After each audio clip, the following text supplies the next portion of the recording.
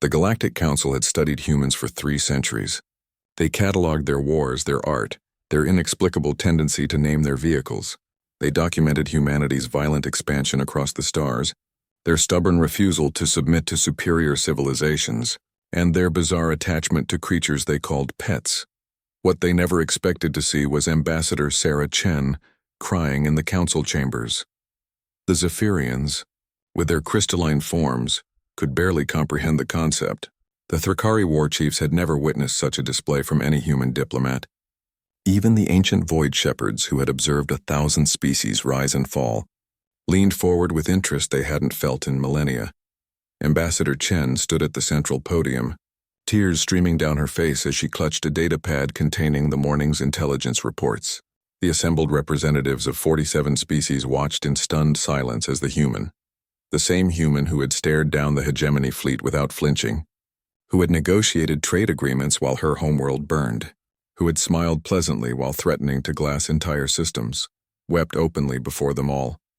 "The Devourers," she whispered, her voice carrying clearly through the chamber's acoustics.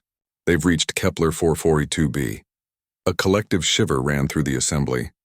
Kepler 442b housed the galaxy's largest refugee camp, 17 billion beings from dozens of species who had fled the advancing darkness at the galaxy's rim. The Devourers, an extragalactic force that consumed worlds and left nothing but void in their wake, had been steadily advancing for decades. But humans didn't cry about strategic losses. The galaxy had learned this about them.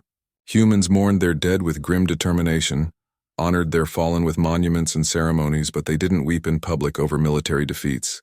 They raged. They plotted. They built bigger weapons. They did not cry. High Counselor Vexthul, a being whose species had survived by reading the emotional currents of other races for millions of years, felt something he had never experienced before. Genuine fear. Not of the Devourers, though they were terrifying, but of what it meant that a human was crying. "Ambassador." Vexthul's voice carried across the chamber with uncharacteristic gentleness. "What aren't you telling us?" Sarah looked up, her eyes red but no longer flowing. When she spoke, her voice held a quality none of them had heard before from any human. It wasn't anger or determination or that peculiar human optimism that had carried them through every impossible situation. It was resignation. "We found them," she said simply. "My daughter's research team. They found what the Devourers really are." Dr. Maya Chen had been leading humanity's most classified research project for the past 5 years, investigating the nature of the entities consuming the galaxy. The galaxy's best minds had theorized they were machines, interdimensional parasites, or evolved dark matter. They were wrong. "They're us," Sarah continued, her voice barely above a whisper. "Not humans specifically, but they're what we become, what every sapient species becomes eventually. The Devourers aren't invading from another galaxy. They're from our future. Our inevitable future." The chamber erupted in chaos. Representatives demanded explanations in dozens of languages, but Sarah raised her hand for silence. Somehow, impossibly, the gesture worked. The same beings who had refused to bow to human military might fell quiet at the sight of human grief. Maya's team discovered the truth, using quantum archaeology, mapping the deep structure of spacetime itself. The Devourers are what remains when a galaxy's civilizations finally exhaust all possibilities for growth, for meaning, for hope. When the last poem is written, when the final discovery is made, when there are no more worlds to explore or love to find, consciousness itself becomes hungry for something more. It begins to consume, seeking the one thing it can never have again. Which is? The question came from somewhere in the assembly, though no one could identify the speaker. "Innocence," Sarah replied. "The ability to experience wonder, to believe that tomorrow might hold something beautiful and new." The Devourers travel back through time, consuming younger civilizations not for their resources but for their capacity to dream. They're trying to feel hope again the only way they know how, by taking it from those who still possess it. The implications hit the assembly like a physical blow. Every species present had felt it.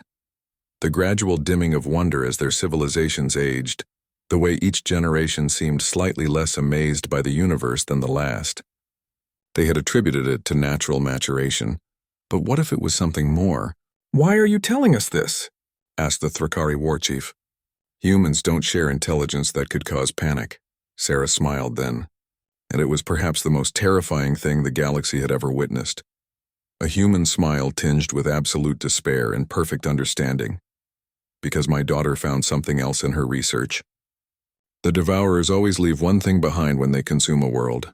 Always. No matter how thoroughly they feed, no matter how completely they drain a civilization's capacity for wonder. She paused, looking each representative in the eye. They leave the children's toys. The silence that followed was complete. Even the chamber's environmental system seemed to quiet, as if the station itself was holding its breath. Maya realized why. Sarah continued. It's not mercy. It's not accident. The Devourers leave the toys because somewhere deep in what they've become, they remember what it felt like to play. And that memory, that tiny, persistent ember of what they used to be, is both their last link to who they were and their greatest weakness. High Counselor Vexthul understood first. His ancient species had always been empathetic, and the weight of realization nearly crushed him. You're not here to share intelligence, he whispered. You're here to say goodbye, Sarah nodded. Humanity is going to do what we do best. We're going to play. The plan was insane, as human plans usually were.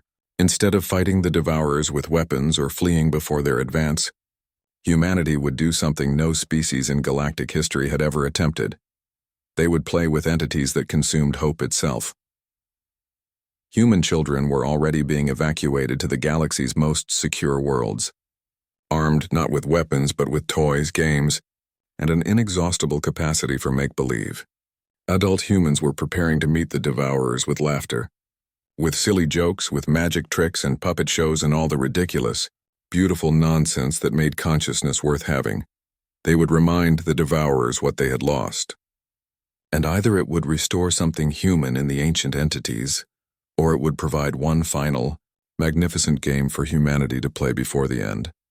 Sarah wiped the last tears from her eyes and straightened her shoulders. When she spoke again, it was with the voice the galaxy knew, confident, determined, impossibly human. The evacuation begins in 6 hours. Any species that wants to learn how to play, you're welcome to join us. Fair warning, though, humans take their games very seriously.